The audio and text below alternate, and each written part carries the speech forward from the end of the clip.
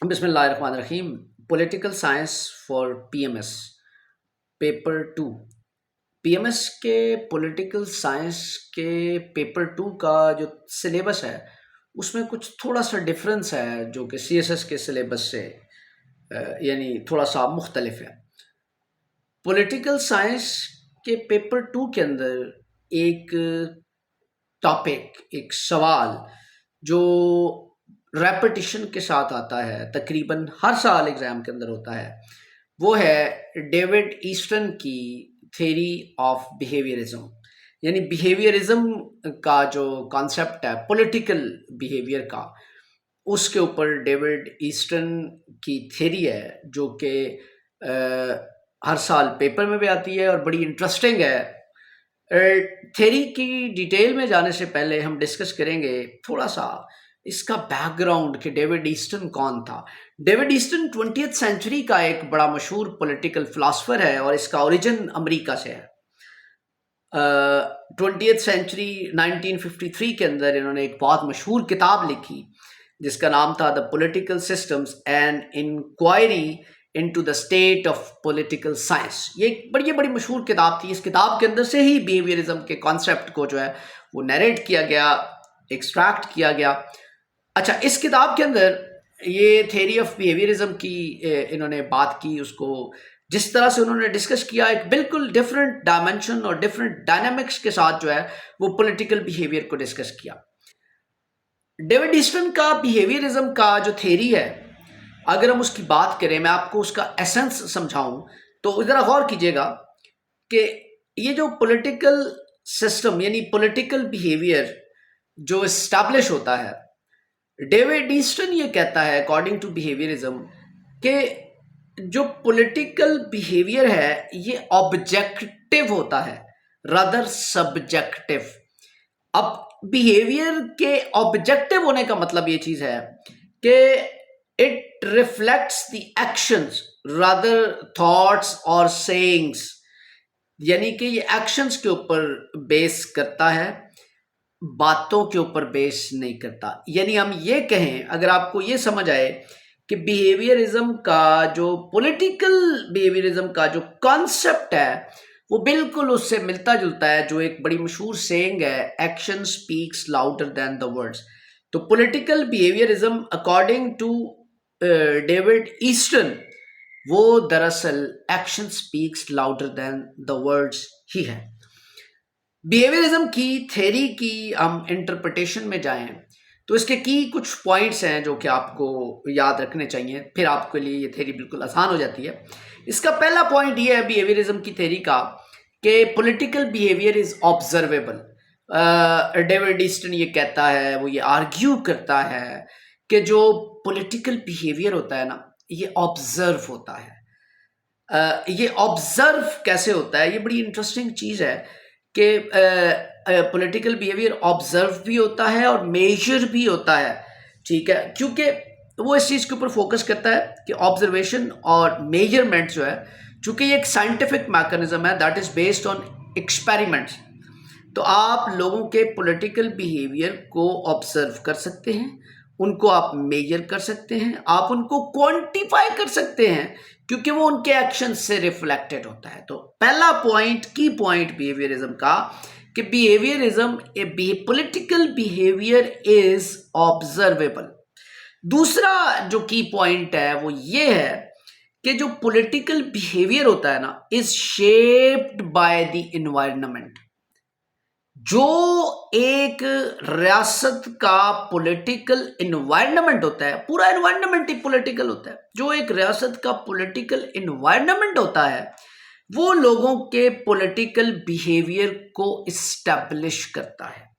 Easton यहां पे ये भी कहता है कि चार बड़े इंपॉर्टेंट फैक्टर्स होते हैं पॉलिटिकल एनवायरनमेंट के अंदर। पहला फैक्टर सोशल स्टेबिलिटी, दूसरा फैक्टर इकोनॉमिक स्टेबिलिटी, तीसरा फैक्टर रोल ऑफ इंस्टीट्यूशंस, चौथा factor the effectiveness of legal framework. जहां ये चार चीजें जो है वो जिस तरह की होंगी एक एनवायरनमेंट के अंदर, लोगों का पॉलिटिकल बिहेवियर इनके अकॉर्डिंग एस्टैब्लिश होगा। कहीं पे सोशल इंस्टेबिलिटी है, कहीं पे पॉलिटिकल इंस्टेबिलिटी है, इकोनॉमिक इंस्टेबिलिटी है, इंस्टीट्यूशंस जो है वो अपना रोल सही तरीके से प्ले नहीं करते, लीगल फ्रेमवर्क यानी जुडिशरी या लॉ की इंटरप्रिटेशन प्रॉपर तरीके से नहीं होती और इन्फोर्समेंट नहीं होती, तो वहाँ का जो लोगों का पॉलिटिकल बिहेवियर है वो उसके अकॉर्डिंग इस्टेब्लिश होगा। अगर हम पाकिस्तान की बात करें तो इन चारों चीज़ों को आप एनालाइज कर लें पाकिस्तानी पर्सपेक्टिव में, उसी तरह से लोगों का पॉलिटिकल बिहेवियर डेवलप होगा। इन्हीं चारों चीज़ों को आप इंडिया के अंदर देख लें, इन्हीं चारों चीज़ों के आप अमेरिका के अंदर देख लें, तो इसी तरह से लोगों का पॉलिटिकल बिहेवियर इस्टेब्लिश होता है और पॉलिटिक्स के ऊपर या पॉलिटिकल सिस्टम के ऊपर जो है वो लोगों का एतमाद जो है वो इस्टेब्लिश होता है। तीसरा पॉइंट ये है जी कि इसका की पॉइंट जो बिहेवियरिज्म का है कि डेविड डीसन ये कहता है कि इनपुट और आउटपुट ये दो फैक्टर्स हैं जो पॉलिटिकल बिहेवियर के अंदर बड़ा अहम किरदार अदा करते हैं। अब इनपुट्स क्या होती हैं? इनपुट वो डिमांड्स होती हैं जो पब्लिक या सोसाइटी गवर्नमेंट से कर रही होती है, और आउटपुट वो होता है जो गवर्नमेंट उसके रिस्पॉन्ड में दे रही होती है।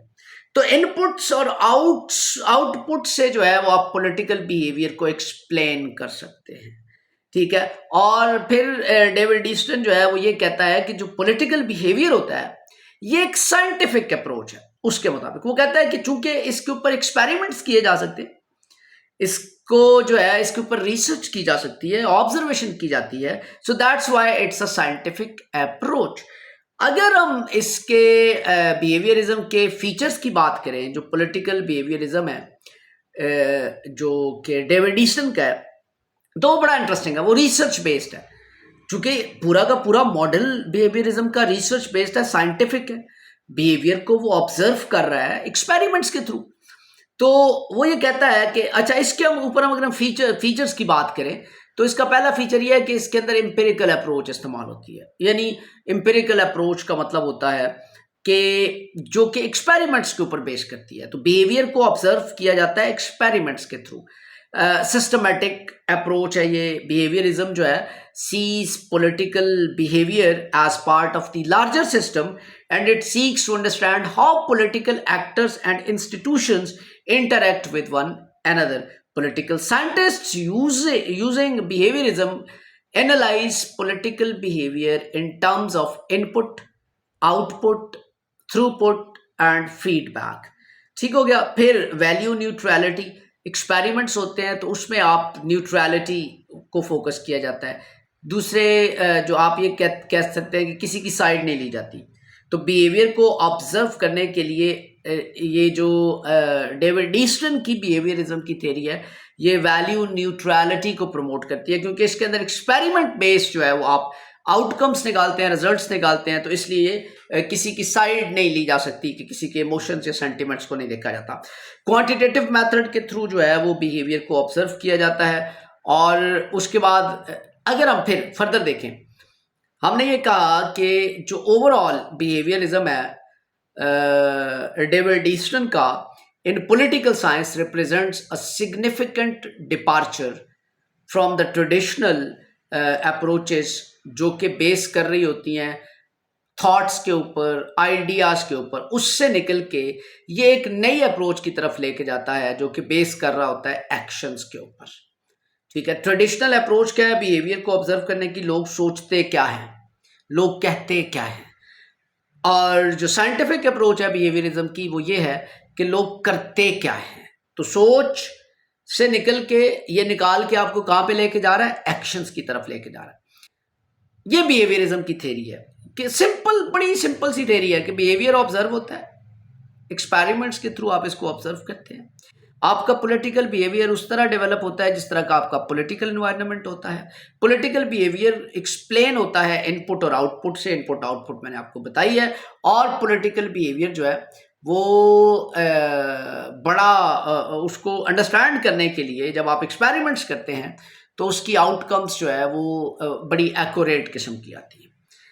अच्छा, बिहेवियरिज्म की थ्योरी के साथ साथ चूंकि बिहेवियरिज्म के ऊपर इसकी डेविड ईस्टन का बहुत ज़्यादा काम था, डेविड ईस्टन ने यहाँ पे अपना एक पॉलिटिकल मॉडल भी दिया the model of political system जो कि ईस्टर्न ने दिया, और ये मॉडल जो है पॉलिटिकल सिस्टम का, ईस्टर्न ये कहता है कि ये मॉडल जो है ना, ये एक चूंकि eastern was a prominent political scientist, तो उसने ये मॉडल जो इस्टेब्लिश किया, इस मॉडल को सिस्टम मॉडल भी कहा जाता है, ठीक है। और ये मॉडल ये एक्सप्लेन करता है कि किस तरह से पॉलिटिकल सिस्टम ऑपरेट होते हैं, इनपुट्स, आउटपुट्स, फीडबैक, थ्रूपुट किस तरह से जो है वो एक दूसरे के साथ इंटरेक्ट करती है। तो इस मॉडल के जो model of political system by eastern है, इसके मुताबिक 4 इंपॉर्टेंट एलिमेंट्स हैं। ये मॉडल 4 इंपॉर्टेंट एलिमेंट्स के ऊपर बेस करता है। पहला एलिमेंट है आपकी इनपुट, दूसरा एलिमेंट है थ्रूपुट, तीसरा एलिमेंट है आउटपुट, चौथा एलिमेंट है फीडबैक। अब ये 4 एलिमेंट्स को हम वन बाय वन डिस्कस करते हैं। इनपुट क्या होती है? सोसाइटी या गवर्नमेंट जो है, सोसाइटी या इंडिविजुअल्स जो डिमांड करते हैं गवर्नमेंट से, वो इनपुट है। वो क्या है? वो इनपुट है। जो डिमांड और सपोर्ट्स एक्सपेक्ट करती है सोसाइटी या इंडिविजुअल्स फ्रॉम द गवर्नमेंट, वो इनपुट है। थ्रूपुट क्या है? एक ऐसा प्रोसेस है जो कि इनपुट को आउटपुट में कन्वर्ट करता है। अब वो इनपुट को आउटपुट में कन्वर्ट करने के लिए थ्रूपुट इस्तेमाल होता है। लोगों ने डिमांड रखी, गवर्नमेंट ने उसके ऊपर पॉलिसी मेकिंग प्रोसेस स्टार्ट किया, उसकी लेजिस्लेशन की जरूरत पड़ी तो वो करनी स्टार्ट की, एडमिनिस्ट्रेटिव रिफॉर्म्स की जरूरत पड़ी तो वो करनी स्टार्ट की। थ्रूपुट यानी कि किस किस तरह से ये तीनों चीजें, चारों चीजें जो है वो हैंडल होंगी। यानी थ्रूपुट क्या है कि डिमांड को जो है वो प्रोसेस करना, कि वो आउटपुट में कैसे कन्वर्ट होगी। उसके अंदर पॉलिसी मेकिंग भी आती है, उसके अंदर जो है वो लेजिस्लेशन भी आती है, उसके अंदर एडमिनिस्ट्रेटिव रिफॉर्म्स भी आती है। आउटपुट क्या है? गवर्नमेंट ने पॉलिसी बना दी, गवर्नमेंट ने कानून बना दिया, गवर्नमेंट ने रेगुलेशन कर दी। ये क्या है? ये आउटपुट है। फीडबैक क्या है? उसके ऊपर पब्लिक ने जो डिमांड की थी, जो सपोर्ट्स एक्सपेक्ट की थी, उसके ऊपर जो पब्लिक को डिलीवर हुआ, जो पब्लिक को मिला, उसके ऊपर पब्लिक कितनी सेटिस्फाइड है, कितनी जो है वो डिससेटिस्फाइड है, ये फीडबैक है। ये 4 चीजों के ऊपर जो है वो पॉलिटिकल सिस्टम, जो डेविड ईस्टन का पॉलिटिकल सिस्टम का मॉडल है, वो बेस करता है। Input, output, throughput, feedback. अच्छा, इसमें हम जो है ना, मैं आपको पाकिस्तानी कॉन्टेक्स्ट में इसकी एक एग्जांपल देता हूँ। पाकिस्तानी कॉन्टेक्स्ट में अगर हम इसकी एग्जांपल की बात करें तो हम ये कहते हैं कि पाकिस्तान के अंदर फॉर एग्जांपल पब्लिक ने, इनपुट क्या है? पब्लिक ने डिमांड किया कि जो देहाती इलाके हैं वहां पे एक मेडिकल डिस्पेंसरी बनाई जाए, हर गांव के अंदर एक मेडिकल डिस्पेंसरी बनाई जाए। ये डिमांड है, दिस इज इनपुट। अच्छा, अब ये पब्लिक की डिमांड हो गई। अब थ्रूपुट क्या है? थ्रूपुट ने इस इनपुट को आउटपुट में कन्वर्ट करना है। थ्रूपुट क्या है? इसके ऊपर पॉलिसी मेकिंग स्टार्ट हो जाएगी, लेजिस्लेशन करने की जरूरत है, वो स्टार्ट हो जाएगी, एडमिनिस्ट्रेटिव रिफॉर्म्स की जरूरत है, वो स्टार्ट हो जाएंगी। थ्रूपुट यानी उसको प्रोसेस में डाल दिया इनपुट को, जो कि आउटपुट के अंदर अल्टीमेटली कन्वर्ट होगी। आउटपुट, गवर्नमेंट ने कहा जी कि हम सारे जो है वो देहातों के अंदर फिलहाल नहीं बना सकते, हम 20 देहातों के अंदर बना देते हैं। तो उन्होंने जो है वो आउटपुट क्या हुई जी कि पॉलिसी बन गई कि अभी हम 20 देहातों के अंदर बनाएंगे, 2 साल बाद अगले 20 देहातों के अंदर बनाएंगे, 2 साल बाद अगले 20 देहातों के अंदर बनाएंगे। तो इस तरह से हम पूरा 5 साल 10 साल के अंदर इसको कंप्लीट कर लेंगे। That would be the output. And feedback, उसके ऊपर पब्लिक का रद्द अमल क्या होगा, कि पब्लिक जो है वो ये कहेगी कि ठीक है, क्या पब्लिक सेटिस्फाइड होगी, या पब्लिक कहेगी कि नहीं, ये तो ऐसे नहीं होना चाहिए, ये तो सारे देहातों के अंदर बनना चाहिए। फीडबैक जो है वो पब्लिक का होगा। So this would be the political model of eastern, जो कि मैंने आपको पाकिस्तानी कॉन्टेक्स्ट में एग्जाम्पल दे के उसको समझाया है। अगर इस पूरे को हम सम अप करें तो हम ये देखते हैं कि जो डेविड ईस्टन का पॉलिटिकल सिस्टम के अंदर जो बिहेवियरिज्म का कॉन्सेप्ट है, बिहेवियरिज्म की थ्योरी है, वो इस चीज़ के ऊपर बेस करती है कि पॉलिटिकल बिहेवियर जो है ये ऑब्जर्वेबल होता है। Political behavior is shaped by its environment. Political behavior can be explained by the input and outputs. Political behavior is self-regulating. Political behavior is behaviorism is a systematic approach. और फिर the political जो model है political system का, that is based on the 4 elements: input, throughput, output and feedback. This is all about your topic. This is very very important for your examination point of view. इसको अच्छी तरह से prepare कीजिएगा, ये आपके 20 marks के ऊपर पीएमएस के पेपर के अंदर आता होता है, ज़रूर आता होता है और इस दफ़ा भी आएगा। अपना ख्याल रखिएगा।